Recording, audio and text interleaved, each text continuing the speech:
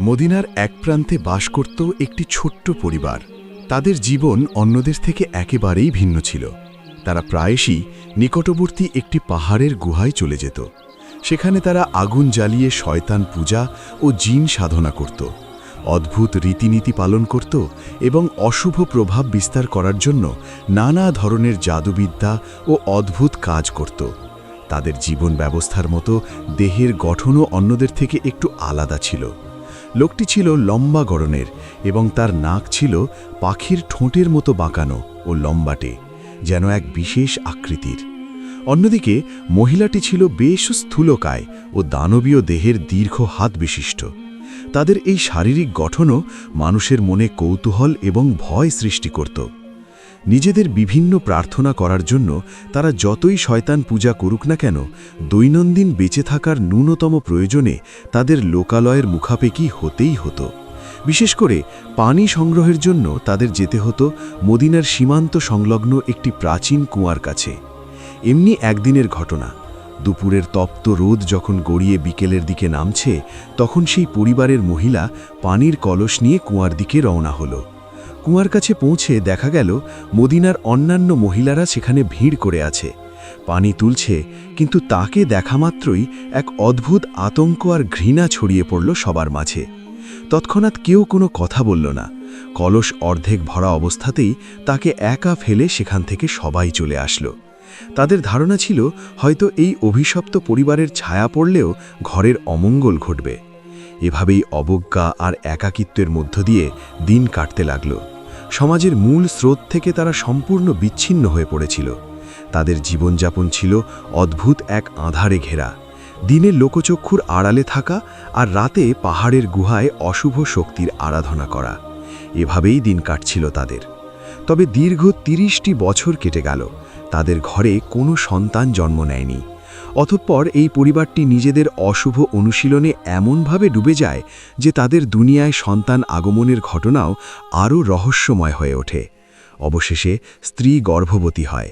তার স্বামী সাইয়াদ অনাগত সন্তানের সুসংবাদ শুনে অত্যন্ত খুশি হল এবং তার স্ত্রীকে ডেকে বলতে লাগল, হে আমার স্ত্রী, ওই অশুভ সত্তার ওপরে আমার জীবন কোরবান, যিনি আমাদের এই সন্তান দান করেছেন। নাউজুবিল্লাহি মিন যালিক। এরপরে স্ত্রী তার কথায় সাই দিয়ে বলতে লাগল, হ্যাঁ, আপনি ঠিক বলেছেন, চলুন আমাদের সন্তানের শুভকামনার জন্য আজকে আর আমরা গুহায় যাব না, বরঞ্চ আমাদের ঘরে বসেই আমরা সেই প্রভু সত্তাকে হাজির করব। এই বলে তারা ঘরের মাঝেই এক কোণে আগুন জ্বালালো এবং পূর্বের ন্যায় অদ্ভুত রীতিনীতি পালন করতে লাগল। তাদের ধারণা ছিল এটাই হয়তো সত্য পথ। কিন্তু তাদের এই শয়তান পূজা অব্যাহত থাকার কারণে গর্ভের শিশুর মধ্যেও শয়তানি শক্তির ছোঁয়া মিশে যায়। চারপাশে সব সময় এক অদ্ভুত ছায়া ঘুরে বেড়াতে থাকে। এভাবেই কিছুদিন কেটে যাওয়ার পরে শিশুটি পৃথিবীতে জন্ম নেয়। তবে আশ্চর্যের বিষয় হলো, ভূমিষ্ঠ হওয়ার সাথে সাথেই শিশুটি অস্বাভাবিক বিকট আওয়াজে চিৎকার শুরু করল। তার মা তাকে বুকে জড়িয়ে নিল এবং কান্না থামানোর চেষ্টা করল, কিন্তু কিছুতেই তার কান্না থামল না। অতঃপর তার বাবা শিশুটির এই অবস্থা দেখে সে পুনরায় পাহাড়ের ভিতরেই সেই নির্দিষ্ট স্থানে আগুন জ্বালায় এবং তাদের মিথ্যা সত্তার কাছে প্রার্থনা শুরু করে। সঙ্গে সঙ্গেই শিশুটির কান্না থেমে যায়। শিশুটির শারীরিক গঠনও ছিল অস্বাভাবিক। তার এক চোখ ছিল দৃষ্টি সম্পূর্ণ এবং অন্য চোখে সে দেখতে পেত না, এবং শরীরের গঠন অদ্ভুত, গায়ের রং হালকা বাদামি। এরপরে যতই দিন যেতে লাগলো, ততই শিশুটির স্বভাব এবং আচরণ অস্বাভাবিক হতে লাগল। অতি অল্প বয়সেই সে কথা বলতে শুরু করে। এমনই এক রাতের ঘটনা, সন্ধ্যাবেলাতেই ছোট্ট ইবনে সাইয়াদ না খেয়েই ঘুমিয়ে গিয়েছে। সে গভীর ঘুমে নিমগ্ন। কিছুক্ষণ পরেই তার বাবা ঘরে আসলো এবং স্ত্রীকে ডেকে বলতে লাগল, হে আমার স্ত্রী, আমাদের সন্তান কি রাতে খেয়ে ঘুমিয়েছে? সে উত্তর দিল, হে আমার স্বামী, হ্যাঁ, আমাদের সন্তান রাতে খেয়েই ঘুমিয়েছে। এরপরে তারা উভয়ে রাতের খাবার খেয়ে ঘুমিয়ে পড়ল। পরের দিন সকালবেলায় ইবনে সাইয়াদ তার মাকে ডেকে জিজ্ঞাসা করল, হে আম্মাজান, আপনি রাতে মিথ্যা কেন বললেন? আমি তো সন্ধ্যাবেলায় না খেয়েই ঘুমিয়ে গিয়েছিলাম। সন্তানের কথা শুনে সে অবাক হয়ে গেল। ছোট্ট ইবনে সাইয়াদ আবারও বলতে লাগল, হে আম্মাজান, আমি রাতের বেলায় ঘুমাই ঠিকই, কিন্তু আমার অন্তর সচেতন থাকে। আপনারা যা কিছু বলেন না কেন, সবই আমি শুনতে পাই। এই বলে খেলার জন্য সে ঘর থেকে বের হয়ে গেল। ছেলের এই অদ্ভুত কাণ্ড দেখে তার মা অবাক হয়ে গেল, কিন্তু তারপরেও সন্তানের প্রতি মায়া ও স্নেহের কারণে সে কোনো ভুরুক্ষেপ করল না। অতঃপর ইবনে সাইয়াদ ঘর থেকে একটু দূরে গিয়ে একটা গাছের নিচে চাদর মুড়ি দিয়ে বসে রইল এবং নিঃশব্দে বিড়বিড় করতে লাগল। এভাবেই বেশ কিছুক্ষণ ছোট্ট ইবনে সাইয়াদ সেই গাছের নিচেই বসে রইল। কিছুক্ষণ পরেই সেখান দিয়েই যাচ্ছিল মদিনার এক সম্মানিত ব্যক্তি। পথিমধ্যেই সে লক্ষ্য করল একটা বাচ্চা ছেলে চাদর মুড়ি দিয়ে গাছের নিচে বসে আছে এবং কিছু একটা অল্প স্বরে বিড়বিড় করে বলছে, তবে তার ভাষা এমন ছিল যা পুরোপুরি বোঝা যাচ্ছিল না। কৌতূহলবশত সে ইবনে সাইয়াদের দিকে লক্ষ্য করে দাঁড়িয়ে রইল। অল্প কিছুক্ষণ পরেই ছোট্ট ইবনে সাইয়াদ উঠে দাঁড়ালো এবং আশ্চর্য ভবিষ্যৎবাণী করতে লাগল এবং বলতে লাগল, হে সম্মানিত ব্যক্তি, আপনি এই মুহূর্তেই আপনার বাড়িতে ফিরে যান, না হলে আপনার অনেক বড় ক্ষতি হয়ে যেতে পারে। লোকটি তাচ্ছিল্য স্বরে হাসতে হাসতে বলতে লাগল, হে অবুঝ বালক, আমার আবার কি ক্ষতি হবে? আমাকে মিথ্যা ভয় না দেখিয়ে তুমি বাড়িতে ফিরে যাও, হয়তো তোমার মা তোমার জন্য অপেক্ষা করছে। এই বলে সে বাড়িতে না গিয়ে নিজের গন্তব্যের উদ্দেশ্যেই পথ চলতে শুরু করল। লোকটা গ্রামের প্রান্তপথ দিয়েই হাঁটছিল। কিছুক্ষণ পরেই তার কাছে খবর এলো, তার একমাত্র ছোট্ট নবজাতক শিশু মারা গিয়েছে। এই কথা শোনা মাত্রই তার মাথায় যেন আকাশ ভেঙে পড়ল। লোকটি এক মুহূর্তও দেরি করল না, সঙ্গে সঙ্গেই সে দৌড়ে বাড়িতে গেল। ঘরে প্রবেশ করে একমাত্র নবজাতক শিশুর মরদেহ দেখে তার চোখ দিয়ে অশ্রু ঝরতে লাগল। চোখের কোণে অশ্রু জল চিকচিক করতে লাগল। তখন সে তার স্ত্রীকে ডেকে জিজ্ঞাসা করল, হে আমার সহধর্মিণী, এসব কিভাবে হলো? তখন তার স্ত্রী জানালো, হে আমার স্বামী, আমি রান্নায় ব্যস্ত ছিলাম। হঠাৎ ঘর থেকে অদ্ভুত আওয়াজ শুনতে পাই। ঘরে এসে দেখি একটি কালো ধোঁয়ার সাদৃশ্য বস্তু আমাদের সন্তানের কাছ থেকে উপরের দিকে উঠে যাচ্ছে। আমি চিৎকার করে জিজ্ঞাসা করি, কে আপনি? কিন্তু সেই বস্তু অতি অল্প সময়ে বাতাসে মিলিয়ে গেল। তখন আমি দৌড়ে আমাদের সন্তানের কাছে এসে দেখি আমাদের সন্তান আর দুনিয়াতে নেই। এই কথা শোনা মাত্রই তার মনে পড়ে গেল ইবনে সাইয়েদের সেই ভবিষ্যৎবাণীর কথা। চোখে অশ্রুজল থাকলেও সে চিন্তায় পড়ে গেল। ছোট্ট সেই ছেলেটি এই ভবিষ্যৎবাণী জানল কিভাবে? কৌতূহলবশত সে আর এক মুহূর্ত দেরি না করে দৌড়ে গেল সেই গাছের নিচে, যেখানে ইতিপূর্বে ইবনে সাইয়াদের সাথে তার দেখা হয়েছিল। কিন্তু সেখানে গিয়ে সে আর তাকে পেল না। অতঃপর দৌড়ে সে পুনরায় নিজের বাড়িতে ফিরে গেল। এভাবেই ধীরে ধীরে তার এই অদ্ভুত আচরণ এবং অশুভ শক্তির কথা মদিনার মানুষের মধ্যেও কুখ্যাত হয়ে ওঠে। একসময় পুরো মদিনা জানে ছোট্ট সেই ছেলেটি শুধুমাত্র সাধারণ শিশু নয়, তার চারপাশে রহস্য, অশুভ শক্তি এবং অদ্ভুত ভবিষ্যৎবাণীর ছায়া বিদ্যমান রয়েছে। অন্যদিকে একদিন নবী করিম সাল্লাল্লাহু আলাইহি ওয়াসাল্লাম জোহরের নামাজ শেষ করে মসজিদু নববী থেকে বের হয়ে একটি ছায়াযুক্ত গাছের নিচে বসে বিশ্রাম নিচ্ছিলেন। তিনি বিশ্রামের সময় সাহাবীদের সঙ্গে দাজ্জাল সম্পর্কে আলোচনা শুরু করলেন এবং বলতে লাগলেন, হে আমার সাহাবীগণ, আমার পূর্বের নবীগণ সকলেই তাদের উম্মতদেরকে দাজ্জাল সম্পর্কে সতর্ক করেছেন, সুতরাং আমিও তোমাদেরকে সতর্ক করছি। মনে রেখো, শেষ যুগে দাজ্জালের ফিতনাই হবে সবচাইতে বড় ফিতনা এবং এরপরে কিয়ামত আসতে বেশি দেরি হবে না। নবী করিম সাল্লাল্লাহু আলাইহি ওয়াসাল্লামের কথা শুনে সকল সাহাবীগণ আতঙ্কিত হয়ে গেলেন। তখন একজন সাহাবী কৌতূহল মনে জিজ্ঞাসা করলেন, ইয়া রাসূলুল্লাহ, আমরা তাকে কিভাবে চিনব? তখন নবী করিম সাল্লাল্লাহু আলাইহি ওয়াসাল্লাম দৃঢ়ভাবে উত্তর দিলেন, হে আমার সাহাবীগণ, তার বাবা মা এমনভাবে তাদের সাংসারিক জীবন কাটাবে যে প্রায় ৩০ বছর পর্যন্ত তাদের কোনো সন্তান হবে না। অতঃপর তারা এমন একটি সন্তান জন্ম দেবে যার এক চোখ অন্ধ থাকবে। তার ভেতরে কল্যাণের চেয়ে অকল্যাণকর বিষয়গুলো সবচাইতে বেশি থাকবে। তার চক্ষু ঘুমাবে কিন্তু অন্তর সর্বদা জাগ্রত থাকবে। তার বাবা হবে সামান্য অস্বাভাবিক, দেহ লম্বা ও হালকা এবং গঠন কিছুটা অদ্ভুত হবে। তার নাক হবে পাখির ঠোঁটের মতো বাঁকানো এবং সামান্য লম্বা। তার মা হবে স্থূল দেহের, দানবীয় আকৃতির এবং তার হাতও থাকবে অস্বাভাবিকভাবে লম্বা।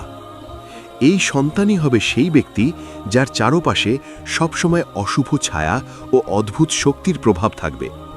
যে মানুষ তাকে দেখবে তার মনে রহস্য ও বিস্ময় জন্মাবে। সাহাবায়ে কেরাম বিস্ময় এবং এক অদ্ভুত ভয় অনুভব করলেন। তারা বুঝতে পারলেন এই বর্ণিত চরিত্র সাধারণ শিশু নয়, বরঞ্চ তার মধ্যে এমন বৈশিষ্ট্য রয়েছে যা তাকে অন্যদের থেকে সম্পূর্ণ আলাদা করে তোলে। অনেক দিন এভাবেই কেটে গেল। ছোট্ট সেই ছেলেটির অদ্ভুত আচরণের কথা ধীরে ধীরে পুরো মদিনা নগরীতে ছড়িয়ে পড়ল। কেউ বলতো সে অশুভ শক্তির প্রভাবে আছে, কেউ বলতো সে ভবিষ্যৎ বলতে পারে, আবার কেউ কেউ তাকে নিয়ে ভয়ে ভয়ে কথা বলতো। মদিনার অলি গলি, বাজার, এমনকি মসজিদের সমাবেশেও তার নাম উচ্চারিত হতে লাগল। লোকেরা ফিসফিস করে বলতো, মদিনায় নাকি এক ইহুদি পরিবারের ছেলে আছে যে অদ্ভুত ভবিষ্যৎবাণী করে এবং এমন সব কথা বলে যা সাধারণ মানুষের পক্ষে জানা একেবারেই অসম্ভব। এই সংবাদ একসময় পৌঁছে গেল দুই সম্মানিত সাহাবী জুবায়ের ইবনে আওয়াম এবং আব্দুর রহমান ইবনে আবু বকর রাদিয়াল্লাহু তাআলা আনহুমাদের কাছে। তারা এই বিষয়টি শুনে বিস্মিত হলেন, কারণ তারা মনে করতে লাগলেন নবী করিম সাল্লাল্লাহু আলাইহি ওয়াসাল্লাম দাজ্জাল সম্পর্কে যে ভবিষ্যৎবাণী দিয়েছিলেন তার কিছু লক্ষণের সাথে এই খবরের সঙ্গে একেবারেই মিলে যাচ্ছে। তাই একদিন তারা সিদ্ধান্ত নিলেন নিজেদের চোখে বিষয়টি যাচাই করে দেখবেন। চারপাশে ছিল নিস্তব্ধতা, যেন সেই বাড়িটিকে ঘিরে সবসময় এক অদ্ভুত নীরবতা বিরাজ করে। দুজন সাহাবী ধীরে ধীরে বাড়ির সামনে এসে দাঁড়ালেন। জুবায়ের ইবনে আওয়াম রাদিয়াল্লাহু তাআলা আনহু দরজার সামনে দাঁড়িয়ে উচ্চস্বরে সালাম দিলেন, আসসালামু আলাইকুম ওয়ারাহমাতুল্লাহ। কিন্তু ঘরের ভেতর থেকে কোনো উত্তর এলো না। তিনি এবার একটু জোরে বললেন, হে বাড়ির কর্তা, ঘরে আছেন কি? কিছুক্ষণ পরে ধীরে ধীরে দরজাটি খুলে গেল। দরজার সামনে এসে দাঁড়ালেন সেই ছেলেটির পিতা সৈয়দ। তাকে দেখেই দুই সাহাবী যেন মুহূর্তের জন্য থমকে গেলেন। তাদের মনে ভেসে উঠল নবী করিম সাল্লাল্লাহু আলাইহি ওয়াসাল্লামের সেই বর্ণনা। দাজ্জালের পিতা হবে অস্বাভাবিক লম্বা দেহের, গঠন হবে কিছুটা অদ্ভুত, নাক হবে পাখির ঠোঁটের মতো সামান্য বাঁকানো ও লম্বা। তাদের সামনে দাঁড়ানো মানুষটির চেহারা যেন সেই বর্ণনার সাথেই বিস্ময়করভাবে মিলে যাচ্ছিল। কিছুক্ষণ নীরব থাকার পরে আব্দুর রহমান ইবনে আবু বকর রাদিয়াল্লাহু তাআলা আনহু বিনীত কণ্ঠে বললেন, হে সম্মানিত ব্যক্তি, আমরা আপনাদের সাথে সাক্ষাৎ করার উদ্দেশ্যে এসেছি। লোকটি তাদের সম্মান করে ঘরে আমন্ত্রণ জানাল। দুজন সাহাবী ঘরের ভিতরে প্রবেশ করলেন। ঘরের ভেতর পরিবেশ ছিল কিছুটা অদ্ভুত। সেখানে বসেছিলেন ইবনে সৈয়দের মা। তাকে দেখে দুজনেই আবারও বিস্মিত হয়ে গেলেন, কারণ নবী করিম সাল্লাল্লাহু আলাইহি ওয়াসাল্লাম দাজ্জালের মায়ের সম্পর্কেও যে বৈশিষ্ট্যের কথা বলেছিলেন, স্থূল দেহ, দানবীয় গঠন এবং অস্বাভাবিক দীর্ঘ হাত, এই নারীটির মধ্যেও যেন সেই বর্ণনার মিল স্পষ্ট হয়ে উঠছিল।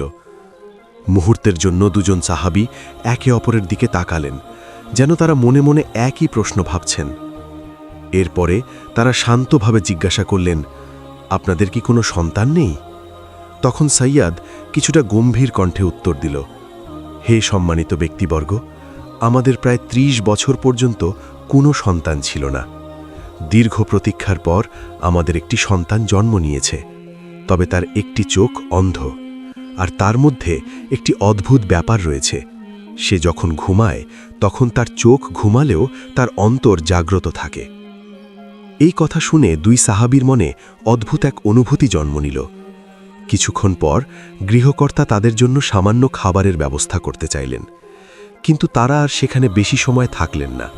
সৌজন্য বিনিময় করে বিদায় নেওয়ার সিদ্ধান্ত নিলেন। ঘর থেকে বের হয়ে আসতেই তারা দেখতে পেলেন বাড়ির সামনে মাটির উপর ছোট্ট ইবনে সৈয়দ চাদর মুড়ি দিয়ে শুয়ে আছে। সেই সময় সূর্য ছিল একেবারেই মাথার উপর। তীব্র রৌদ্র চারদিকে ছড়িয়ে পড়েছিল, তবুও ছেলেটি যেন গভীর ঘুমে আচ্ছন্ন। কিন্তু একটু মন দিয়ে তাকিয়ে তারা লক্ষ্য করলেন ঘুমের মধ্যেই সে বিড়বিড় করে কিছু একটা বলছে। দুজন সাহাবী থেমে গেলেন। কিছুক্ষণ পর হঠাৎই ছেলেটি চাদর সরিয়ে উঠে দাঁড়াল। তার চোখে ছিল অদ্ভুত এক দৃষ্টি। সে চারদিকে তাকিয়ে উচ্চস্বরে বলতে লাগল, হে মদিনাবাসী, তোমরা আমার ব্যাপারে কি বলছিলে? এই কথা শুনে দুজন সাহাবী বিস্মিত হয়ে গেলেন। জুবায়ের ইবনে আওয়াম রাদিয়াল্লাহু তাআলা আনহু সরাসরি উত্তর না দিয়ে তাকে প্রশ্ন করলেন, হে ইবনে সৈয়দ, তুমি কি আমাদের কথা শুনেছ? আমরা তো ভেবেছিলাম তুমি ঘুমিয়ে আছো। ছেলেটি শান্ত কণ্ঠে উত্তর দিল, হ্যাঁ, আমি তোমাদের সব কথাই শুনেছি। আমার চোখ ঘুমিয়েছিল, কিন্তু আমার অন্তর জাগ্রত ছিল।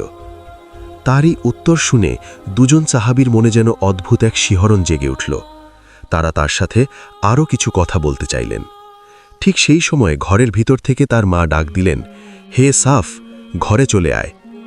ডাকের সাথে সাথে ছেলেটি আর কিছু বলল না, ধীরে ধীরে ঘরের ভিতর চলে গেল। তার মা তাকে সাফ নামেই ডাকত। দুজন সাহাবী কিছুক্ষণ নীরবে দাঁড়িয়ে রইলেন, যেন তারা বুঝে উঠতে পারছিলেন না এটি কেবল একটি অদ্ভুত শিশু নাকি এর মধ্যে লুকিয়ে আছে আরও গভীর কোনো রহস্য। অবশেষে তারা কিছু না বলে সেখান থেকে ফিরে গেলেন, কিন্তু তাদের মনে তখনও ঘুরপাক খাচ্ছিল সেই অদ্ভুত ছেলেটির কথা, যার চোখ ঘুমালেও অন্তর নাকি জেগে থাকে। আব্দুর রহমান ইবনে আবু বাকার এবং জুবায়ের ইবনে আওয়াম রাদিয়াল্লাহু তাআলা আনহুমা দ্রুত গতিতে মদিনার দিকে রওনা হলেন। তাদের মনে তখন এক অদ্ভুত অস্থিরতা। তারা সিদ্ধান্ত নিলেন এই বিষয়টি অতি শীঘ্রই নবীজিকে জানাতে হবে। এরপরে অল্প সময়ের মধ্যেই তারা পৌঁছে গেলেন রাসূলুল্লাহ সাল্লাল্লাহু আলাইহি ওয়াসাল্লামের দরবারে। সামনে বসেছিলেন আল্লাহর রাসূল, তার চারপাশে সাহাবায়ে ইকরাম সম্মানের সাথে বসেছিলেন। দুজন সাহাবী সালাম জানিয়ে বসে পড়লেন এবং নিঃশ্বাস সামলাতে সামলাতে বলতে শুরু করলেন, ইয়া রাসূলাল্লাহ, মদিনায় ইহুদি গোত্রের এক সন্তানের কথা আমরা শুনেছিলাম। বলা হয় সে অদ্ভুত সব ভবিষ্যৎবাণী করে। আজকে আমরা তার বাড়িতে গিয়ে তার পিতামাতার সাথে সাক্ষাৎ করে এসেছি। আপনি যেই যেই নিদর্শনের কথা বলেছিলেন সেগুলোর অনেকটাই আমরা তার মধ্যে দেখতে পেয়েছি। তারা বিস্তারিতভাবে পুরো ঘটনাটি খুলে বললেন। ইয়া রাসূলাল্লাহ, আমরা যখন তার পিতামাতার সাথে ঘরের ভিতর কথা বলছিলাম তখন সে বাইরে চাদর মুড়ি দিয়ে ঘুমিয়েছিল, কিন্তু পরে যখন তাকে জিজ্ঞাসা করলাম তখন সে বলল সে নাকি আমাদের সব কথাই শুনেছে, অথচ আমরা নিশ্চিত ছিলাম যে সে বাহিরে ঘুমিয়েছিল। এরপরে তার মা তাকে আড়াল করে ঘরে নিয়ে যায়, তাই আমরা তার সাথে বেশি কথা বলতে পারিনি। এই কথা শুনে রাসূলুল্লাহ সাল্লাল্লাহু আলাইহি ওয়াসাল্লাম কিছুক্ষণ নীরব হয়ে রইলেন। তার চেহারায় ফুটে উঠল গভীর চিন্তার ছাপ। অবশেষে তিনি বললেন এই বিষয়টি তিনি নিজেই প্রত্যক্ষ করে দেখবেন। পরদিনই কয়েকজন সাহাবীকে সঙ্গে নিয়ে নবী করিম সাল্লাল্লাহু আলাইহি ওয়াসাল্লাম সেই ছেলেটির বাড়ির দিকে রওনা হলেন। তাদের সঙ্গে ছিলেন বীর সাহাবী ওমর ইবনুল খাত্তাব রাদিয়াল্লাহু তাআলা আনহু। তারা প্রথমে সাইয়েদের বাড়িতে পৌঁছালেন, কিন্তু সেখানে গিয়ে জানতে পারলেন ছেলেটি বাড়িতে নেই। আশেপাশের লোকজন বলল সে একটু দূরে একটি খেজুর বাগানে গিয়েছে। রাসূলুল্লাহ সাল্লাল্লাহু আলাইহি ওয়াসাল্লাম ও সাহাবীগণ সেদিকে রওনা হলেন। তখন বিকেলের সূর্য আকাশে ঢলে পড়েছে। সোনালি আলো খেজুর বাগানের পাতার ফাঁক দিয়ে মাটিতে পড়ছে। চারদিকে এক অদ্ভুত নিস্তব্ধতা। বাগানে পৌঁছে তারা যা দেখলেন তা তাদের বিস্মিত করে দিল। ছোট্ট ইবনে সাঈদ অন্য শিশুদের মতো খেলছিল না। মাঠের এক কোণে মাটির দিকে ঝুঁকে তার একটি কান মাটির সাথে লাগিয়ে বসে আছে, আর নিচু স্বরে বিড়বিড় করে কিছু একটা বলছে। মনে হচ্ছিল যেন সে মাটির নিচের কোনো অদৃশ্য জগৎ থেকে সংবাদ শুনছে, অথবা কারো সাথে গোপনে কথা বলছে। নবী করিম সাল্লাল্লাহু আলাইহি ওয়াসাল্লাম চুপচাপ দাঁড়িয়ে রইলেন। তিনি চেষ্টা করছিলেন আড়াল থেকে তার কথাগুলো শুনতে, যেন সে বুঝতে না পারে। ঠিক সেই সময় হঠাৎ পিছন দিক থেকে দ্রুত পদশব্দ শোনা গেল। ইবনে সাঈদের মা তাদের অনুসরণ করে সেখানে এসে পড়েছিলেন। তিনি দূর থেকে বিষয়টি বুঝতে পারলেন। হঠাৎ তিনি জোরে চিৎকার করে উঠলেন, হে সাফ, সাবধান হও, তোমাকে মোহাম্মদ দেখছে। মায়ের এই সতর্কবাণী শুনে ইবনে সাঈদ চমকে উঠল। মুহূর্তের মধ্যে সে তার বিড়বিড় করা বন্ধ করে দিল। এরপরে রাসূলুল্লাহ সাল্লাল্লাহু আলাইহি ওয়াসাল্লাম ধীরে ধীরে তার দিকে এগিয়ে গেলেন। সাহাবায়ে একরাম নীরবে দাঁড়িয়ে রইলেন। রাসূলে পাক সাল্লাল্লাহু আলাইহি ওয়াসাল্লাম তাকে উদ্দেশ্য করে বললেন, হে বালক, তুমি কি সাক্ষ্য দাও যে আমি আল্লাহর রাসূল? ইবনে সাঈদ কিছুক্ষণ তাকিয়ে রইল। এরপরে ধৃষ্টতার সাথে উত্তর দিল, হ্যাঁ, আমি সাক্ষ্য দিচ্ছি যে আপনি উম্মীদের নবী। এরপরে সে উল্টো প্রশ্ন করে বসল, আপনি কি সাক্ষ্য দেন যে আমি আল্লাহর রাসূল? এই কথা শুনে সাহাবায়ে একরাম বিস্ময়ে হতবাক হয়ে গেলেন। কিন্তু রাসূলে পাক সাল্লাল্লাহু আলাইহি ওয়াসাল্লাম তার এই দাবিকে সম্পূর্ণভাবে প্রত্যাখ্যান করলেন। তিনি শান্তভাবে আবারও প্রশ্ন করলেন, অদৃশ্য জগৎ থেকে তোমার কাছে কি আসে? ইবনে সাঈদ মাথা নিচু করে বলল, আমার কাছে সত্যাও আসে, মিথ্যাও আসে। রাসূলে পাক সাল্লাল্লাহু আলাইহি ওয়াসাল্লাম আবারও জিজ্ঞাসা করলেন, তুমি এখন কি দেখতে পাচ্ছ? সে উত্তর দিল, আমি একটি সিংহাসন দেখতে পাচ্ছি যা পানির উপরে ভাসমান। এটি শুনে অনেকেই বুঝতে পারলেন সে আসলে শয়তানি জগতের কোনো কিছুর কথা বলছে, এরপরে রসুলে পাক সাল্লাল্লাহু আলাইহি ওয়াসাল্লাম তাকে পরীক্ষা করার জন্য মনে মনে সূরা আদ-দুখানের একটি আয়াত চিন্তা করলেন। অতঃপর বললেন, হে বালক, বলো তো আমি মনে মনে কি ভাবছি? ইবনে সাইয়েদ অতঃপর চেষ্টা করল, কিছুক্ষণ চোখ বন্ধ করে রইল, তারপরে অস্পষ্টভাবে বলল, আদ-দুখ। সে পুরো শব্দটি বলতে পারল না। তখন রসুলে পাক সাল্লাল্লাহু আলাইহি ওয়াসাল্লাম দৃঢ় কণ্ঠে বললেন, থামো, দূর হও, তুমি কখনোই তোমার সীমা অতিক্রম করতে পারবে না। নবীজি বুঝিয়ে দিলেন, তার কাছে যে তথ্য আসে তা শয়তানি প্রভাবের মাধ্যমে আসে এবং তা অসম্পূর্ণ। নিজস্ব কোনো ক্ষমতা ইবনে সাইয়েদের নেই। এই দৃশ্য দেখে ওমর ইবনুল খাত্তাব রাদিয়াল্লাহু তাআলা আনহু অত্যন্ত রাগান্বিত হয়ে উঠলেন।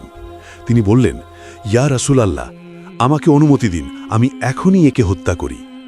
কিন্তু রাসূলে পাক সাল্লাল্লাহু আলাইহি ওয়াসাল্লাম তাকে থামিয়ে দিলেন এবং বললেন, যদি এই ছেলেই প্রকৃত দাজ্জাল হয়ে থাকে তবে তুমি তাকে হত্যা করতে পারবে না, কারণ দাজ্জালকে হত্যা করবেন একমাত্র ঈসা ইবনে মারিয়াম আলাইহিসসালাতু ওয়াসসালাম। আর যদি সে দাজ্জাল না হয় তবে একজন সাধারণ মানুষকে হত্যা করা অন্যায় হবে। এই কথা শুনে ওমর রাদিয়াল্লাহু তাআলা আনহু নীরব হয়ে গেলেন। এদিকে ইবনে সাইয়েদের মা ছেলেকে ডাক দিলেন। সে ধীরে ধীরে উঠে মায়ের সাথে বাড়ির দিকে চলে গেল। অতঃপর রাসূলে পাক সাল্লাল্লাহু আলাইহি ওয়াসাল্লাম এবং সাহাবীগণও সেখান থেকে ফিরে এলেন। কিন্তু সেই দিনের সেই ঘটনার রহস্য যেন সবার মনে গভীর ছাপ রেখে গেল। এরপরে বহু বছর ধরে ইবনে সাইয়াদকে ঘিরে নানা আলোচনা চলতে থাকে। আর সবচাইতে রহস্যময় বিষয়টি ঘটেছিল অনেক দিন পরে, হিজরি 63 সালে, যখন মদিনায় ভয়াবহ হাররার যুদ্ধ সংঘটিত হয়। সেই ভয়ঙ্কর যুদ্ধের সময় ইবনে সাইয়াদ হঠাৎ করে নিখোঁজ হয়ে যায়। তারপর আর কেউ তাকে কখনো দেখেনি। সে কি সেই যুদ্ধে মারা গিয়েছিল নাকি কোথাও আত্মগোপন করেছিল? এই প্রশ্নের উত্তর আজও ইতিহাসের অন্ধকারেই রয়ে গিয়েছে। আর এই কারণে ইবনে সাইয়েদের গল্প আজও রহস্যময় এক অধ্যায় হয়ে মানুষের মনে ঘুরে বেড়ায়।